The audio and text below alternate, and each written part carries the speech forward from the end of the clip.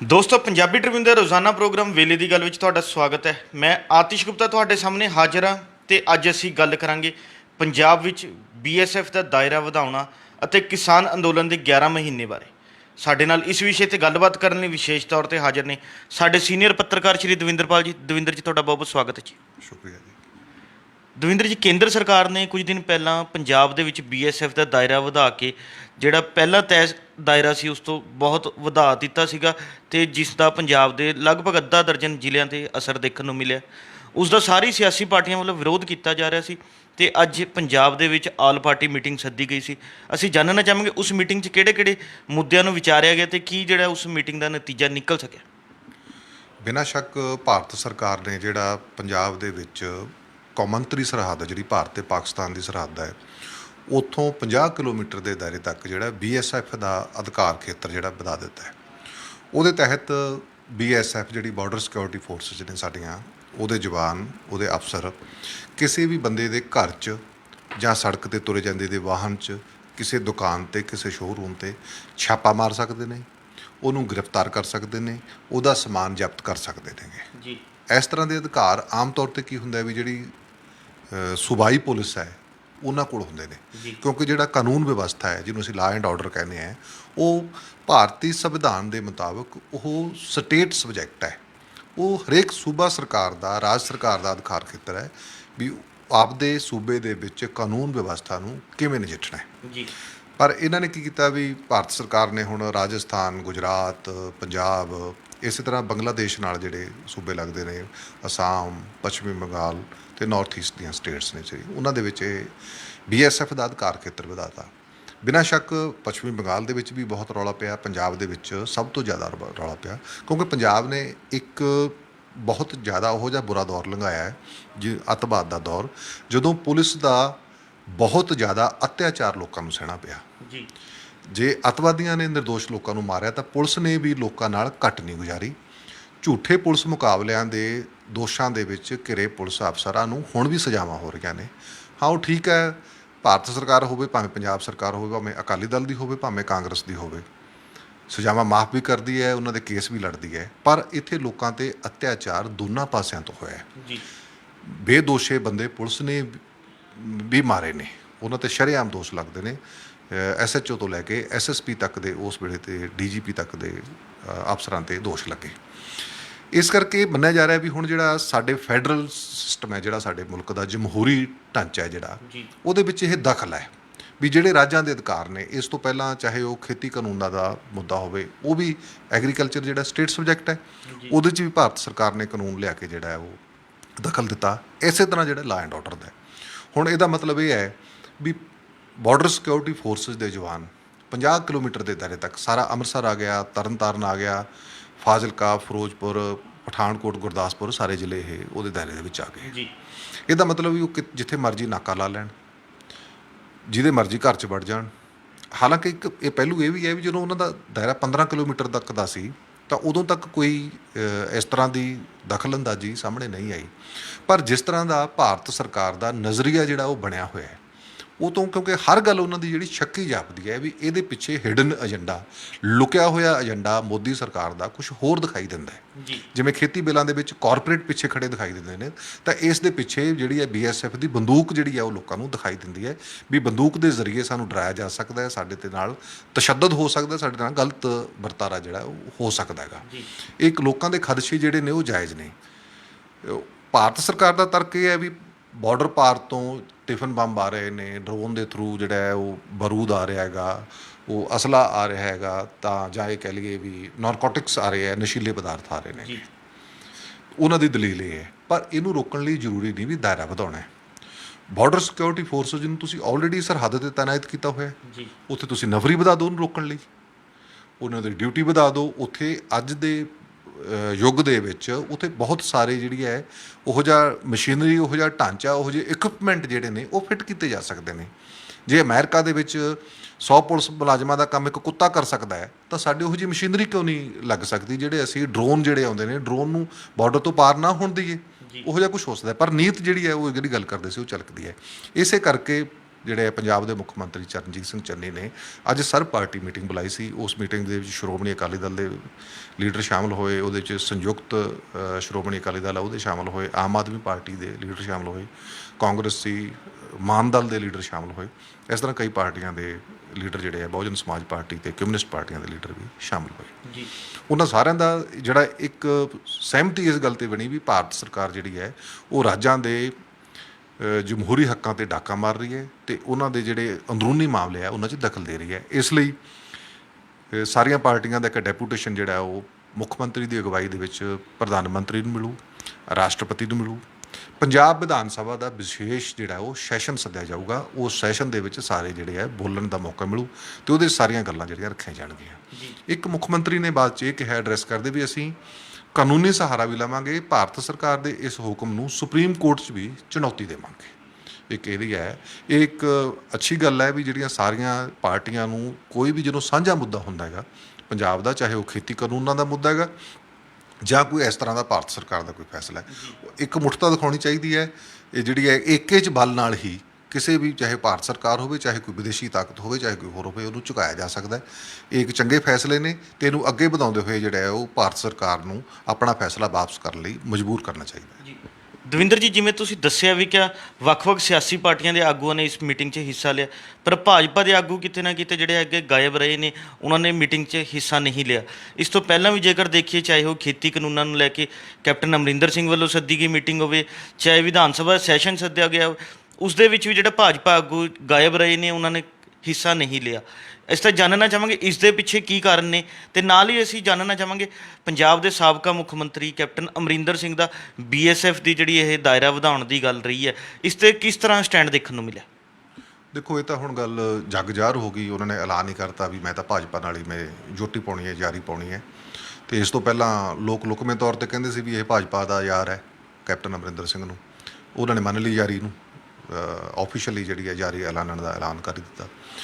Bharatiya Janata party ਦਾ ਅਸੀਂ ਦੇਖਿਆ ਜਾਵੇ ਪੰਜਾਬ ਦੀ ਜਿਹੜੀ ਇਕਾਈ ਹੈ ਉਹ ਬੜੇ ਅਸੀਂ ਕਹਿ ਦਈਏ ਵੀ ਦੁਬਿਧਾ ਦੀ ਸ਼ਿਕਾਰ ਹੈ, ਅਤੇ ਇੱਕ ਇਸ ਤਰ੍ਹਾਂ ਦਾ ਪ੍ਰਭਾਵ ਛੱਡਤਾ ਵੀ ਜੋ ਵੀ ਕੇਂਦਰ ਸਰਕਾਰ ਕਹਦੀ ਜਾਂ ਉਹਨਾਂ ਦੀ ਹਾਈ ਕਮਾਂਡ ਕਰੋ, ਅਸੀਂ ਉਹਦੇ ਪਿੱਛੇ ਲੱਗੂ ਹਾਂ। ਅਸੀਂ ਆਪਦੇ ਸੂਬੇ ਦੇ ਹਾਲਾਤ ਮੁਤਾਬਕ ਜਾਂ ਸੂਬੇ ਦੇ ਲੋਕਾਂ ਦੀਆਂ ਭਾਵਨਾਵਾਂ ਮੁਤਾਬਕ ਫੈਸਲਾ ਲੈਣ ਦੀ ਸਮਰੱਥਾ ਨਹੀਂ ਰੱਖਦੇ, ਉਸ ਲੋਕਾਂ ਦੇ ਮੁਤਾਬਕ ਚੱਲਣ ਦੀ ਸਮਰੱਥਾ ਨਹੀਂ ਰੱਖਦੇ। ਅਸੀਂ ਤਾਂ ਸਿਰਫ ਇਹ ਕਹਿਣਾ ਵੀ ਜੋ ਭਾਰਤ ਸਰਕਾਰ ਨੇ ਫੈਸਲਾ ਕਰ ਲਿਆ ਸਾਨੂੰ ਤਥਾ ਅਸਤੂ ਵੀ ਅਸੀਂ ਉਹ ਮੰਨਣਾ ਹੀ ਮੰਨਣਾ ਹੈ। ਇਹ ਇੱਕ ਮੈਨੂੰ ਲੱਗਦਾ ਇਹ ਗਲਤ ਟਰੈਂਡ ਹੈ। ਫਿਰ ਅਸੀਂ ਕਿਵੇਂ ਕਹਾਂਗੇ ਵੀ ਪਾਰਟੀਆਂ ਜਮਹੂਰੀ ਅੰਦਰੂਨੀ ਜਿਹੜੀ ਹੈ ਜਮਹੂਰੀਅਤ ਬਰਕਰਾਰ ਹੈ? ਇਹ ਤਾਂ ਜਮਹੂਰੀਅਤ ਤਾਂ ਮਰ ਗਈ। ਬਿਲਕੁਲ, ਜੋ ਫੈਸਲਾ ਲੈ ਲਿਆ ਨਰਿੰਦਰ ਮੋਦੀ ਨੇ, ਅਮਿਤ ਸ਼ਾਹ ਨੇ ਜਾਂ ਪਾਰਟੀ ਨੇ, ਉਹ ਤੁਸੀਂ ਮੰਨਣਾ ਹੀ ਮੰਨਣਾ ਹੈ। ਬਸ ਇਹ ਇੱਕ ਇਲਾਹੀ ਹੁਕਮ ਦੇ ਤੌਰ 'ਤੇ ਇੱਕ ਤਰ੍ਹਾਂ ਨਾਲ ਪ੍ਰਭਾਵ ਜਾਣ ਲੱਗ ਗਿਆ ਜੀ। ਅਤੇ ਕੈਪਟਨ ਅਮਰਿੰਦਰ ਸਿੰਘ ਦੀ ਜਿਹੜੀ ਅਸੀਂ ਗੱਲ ਦੇਖਦੇ ਹਾਂ, ਉਹ ਇੱਕ ਨਾ ਆਪਦੇ ਆਪ ਨੂੰ ਜਦੋਂ ਤੋਂ ਹੁਣ ਮੁੱਖ ਮੰਤਰੀ ਬਣੇ ਨੇ, ਹਾਲਾਂਕਿ ਜਿਹੜੀ ਪਿਛਲੀ ਟੈਨਿਓਰ ਸੀ ਉਹ ਅਜਿਹੇ ਗੁਰਦੁਆਰੇ 'ਚ ਵੀ ਗਏ ਨੇ ਕੈਨੇਡਾ ਦੇ ਵਿੱਚ ਜਿੱਥੇ ਖਾਲਿਸਤਾਨ ਜਿੰਦਾਬਾਦ ਲੱਗਿਆ ਹੋਇਆ ਸੀ ਪਿੱਛੇ। ਉਦੋਂ ਉਹਨਾਂ 'ਚ ਜਿਹੜਾ ਨੈਸ਼ਨਲਵਾਦ ਇੰਨਾ ਜਿਹੜਾ ਉੱਭਰ ਕੇ ਨਹੀਂ ਸੀ ਪੈਂਦਾ। ਹੁਣ ਜਦੋਂ ਉਹ ਮੁੱਖ ਮੰਤਰੀ ਬਣੇ ਨੇ, ਉਹਨਾਂ ਦੇ ਵਿੱਚ ਜਿਹੜਾ ਅਸੀਂ ਕਹਿ ਦਈਏ ਵੀ ਨੈਸ਼ਨਲਿਜ਼ਮ ਜਿਹੜਾ ਹੈ ਨਾ, ਉਹ ਡੁੱਲ ਦਿਖਾਈ ਦੇ ਰਿਹਾ ਹੈਗਾ।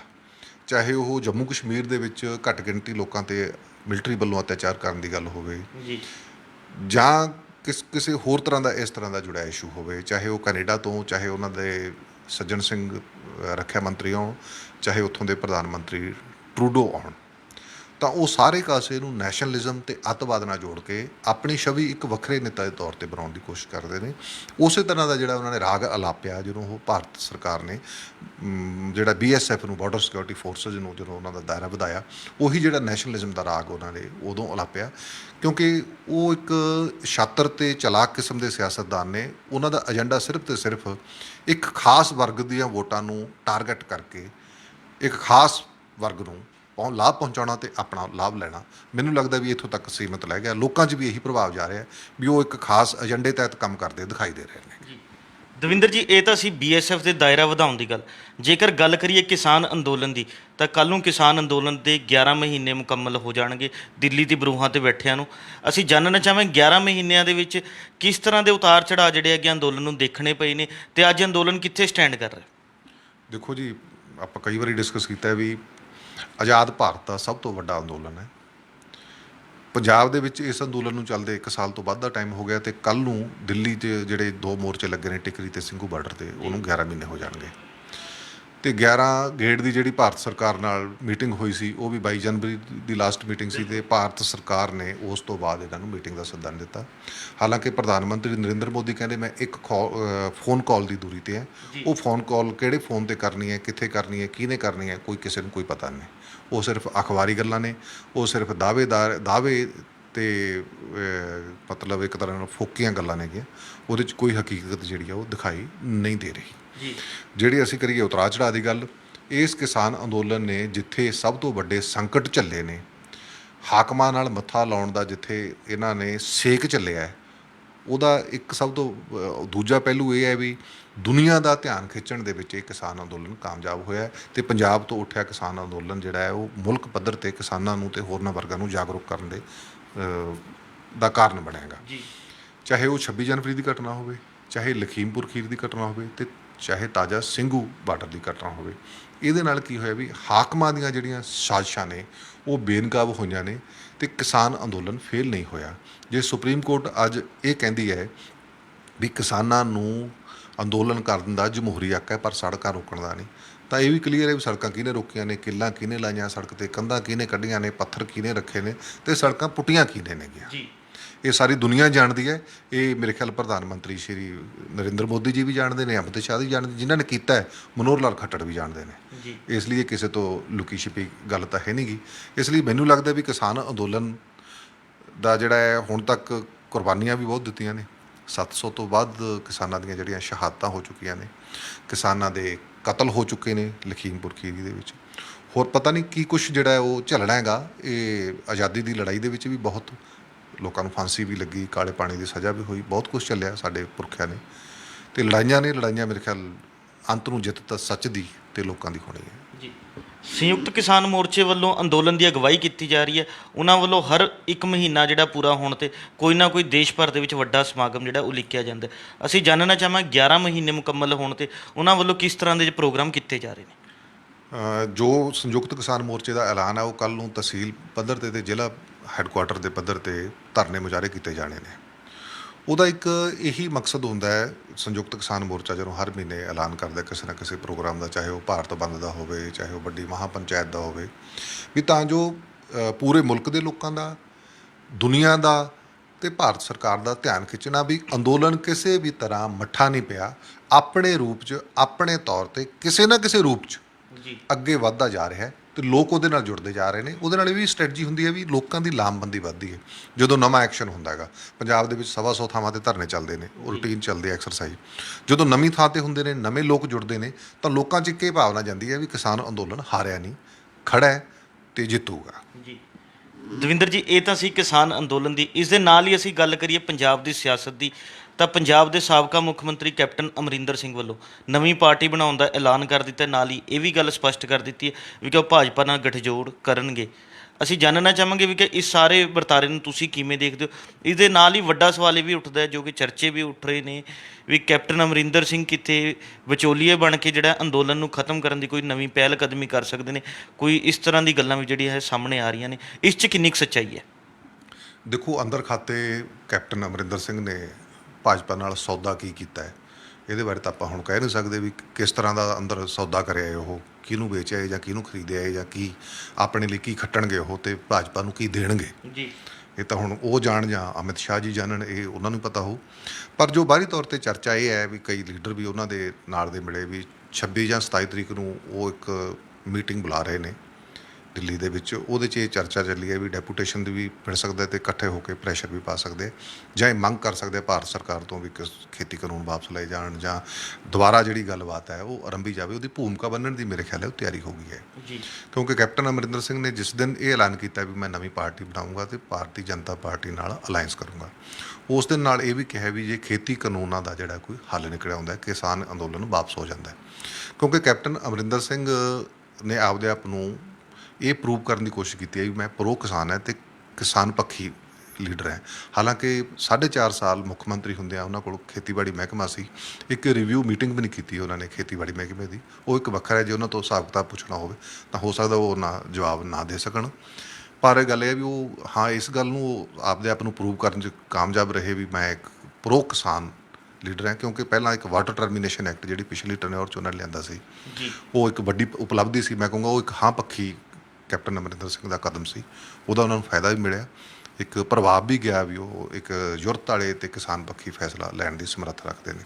ਪਰ ਇਸ 4.5 ਸਾਲ ਦੇ ਵਿੱਚ ਉਹਨਾਂ ਨੇ ਕਿਸਾਨ ਪੱਖੀ ਕੋਈ ਐਡਾ ਮੈਨੂੰ ਫੈਸਲਾ ਕੋਈ ਦਿਸਦਾ ਨਹੀਂ। ਹਾਂ, ਇੱਕ ਛੋਟੇ ਕਿਸਾਨਾਂ ਦਾ ਕਰਜ਼ਾ ਜਿਹੜਾ ਉਹ ਜ਼ਰੂਰ ਮਾਫ ਕੀਤਾ, ਹਾਲਾਂਕਿ ਵਾਅਦਾ ਜਿਹੜਾ ਹੈ ਉਹ ਸਾਰੇ ਕਿਸਾਨਾਂ ਦਾ ਸਾਰਾ ਕਰਜ਼ਾ ਮਾਫੀ ਦਾ ਸੀਗਾ। ਅਤੇ ਪੂਰੀ ਤਰ੍ਹਾਂ ਉਹ ਭਾਜਪਾ ਵਾਲੇ ਪਾਸੇ ਝੁਕਾਅ ਜਿਹੜਾ ਉਹ ਦਿਖਾਈ ਦੇ ਰਿਹਾ। ਮੇਰੇ ਖਿਆਲ ਹੈ ਵੀ 3-4 ਦਿਨਾਂ 'ਚ ਪਤਾ ਲੱਗ ਜੂ ਵੀ ਉਹਨਾਂ ਦੀ ਕੀ ਪੈਂਤੜੇਬਾਜ਼ੀ ਹੈ, ਉਹ ਕਿਸ ਤਰ੍ਹਾਂ ਦੀ ਪਾਰਟੀ ਬਣਾਉਂਦੇ ਆ, ਕਿਵੇਂ ਭਾਜਪਾ ਕੋਲ ਜਾਂਦੇ ਆ ਅਤੇ ਕੀ ਸੌਦਾ ਹੁੰਦਾ ਹੈ, ਕਿਸ ਤਰ੍ਹਾਂ ਉਹਦੇ 'ਚੋਂ ਨਿਕਲਦਾ ਸਾਰਾ ਕੁਛ।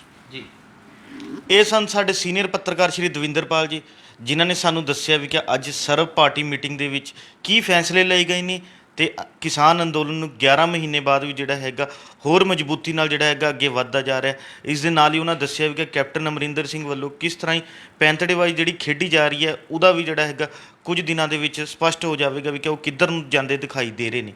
ਬਾਕੀ ਹੋਵੇਗਾ ਕਿ ਇਹ ਤੁਹਾਨੂੰ ਨਾਲ ਸਮੇਂ ਦੇ 'ਤੇ ਅਸੀਂ ਜਾਣਕਾਰੀ ਦਿੰਦੇ ਰਹਾਂਗੇ। ਕੱਲ੍ਹ ਨੂੰ ਇਸੇ ਸਮੇਂ ਇੱਕ ਨਵੇਂ ਮੁੱਦੇ ਦੇ ਨਾਲ ਫਿਰ ਮਿਲਾਂਗੇ ਪ੍ਰੋਗਰਾਮ ਵੇਲੇ ਦੀ ਗੱਲ ਵਿੱਚ। ਧੰਨਵਾਦ।